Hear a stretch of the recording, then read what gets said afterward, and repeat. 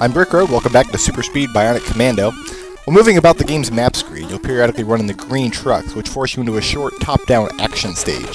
They're not difficult, all you have to do to clear them is reach the end, although they do have bad guys that drop these little eagle tokens. Each one of these eagle tokens acts as a continue, and these convoy stages are the only way to get them. I already mentioned though that I'm a Bionic badass, so I'm not going to be using any continues during this LP. Area 15 is a neutral zone, which means if I fire, I'll be attacked by UN peacekeeping forces. It does let me skip some boring NPC dialogue though, so heck, why not?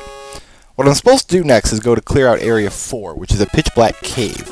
They do give you a flare in Area 13 to light up the caves, but I can clear them in the dark, so I usually just skip it.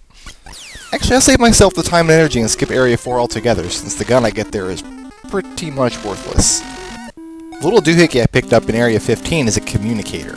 There are comm rooms in most levels, and each one requires a certain color communicator. Sometimes you have to use them to open doors, but the only door on the route that I'm using that you need a communicator to open was back in Area 1, so I won't actually be using it anymore during the game. Nonetheless, you have to pick up that orange communicator, or you're blocked from entering certain levels later on. You'll see a couple of these comm rooms in Area 5 as I scale this tower, though. There are 3 sections to the level, and you have to enter and then exit each comm room in order to advance to the next section. Comm rooms are also useful as checkpoints. Die and you respawn at the most recent door that you exited. So you might see me just pop my head into a comm room without actually using it as a safeguard against replaying an entire level in the unlikely event that I should die. As you can see, Ladd can't actually attack with his bionic arm, but hitting enemies with it causes them to wince for a moment, or in the case of these helicopter guys, drop down a smidge so I can blow them up. You can use the arm to deflect enemy bullets as well, a tactic that doesn't really come into play in the NES version, but means life or death in the Xbox remake where they've designed entire boss battles around it. In the last section of the tower, we're introduced to these little bouncy platforms, the only way the Ladd can actually jump.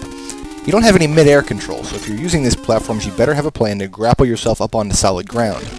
Really, mastering the bionic arm is all a matter of timing and positioning, knowing how far the arm will travel, how quickly, and in what direction. It's disorienting at first, but it becomes second nature the more you play.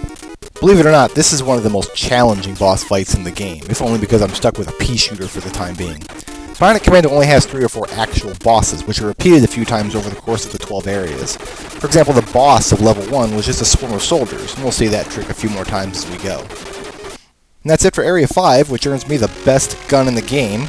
There's never any reason to not use this gun, and you can find out why if you tune in right back here for Video 3.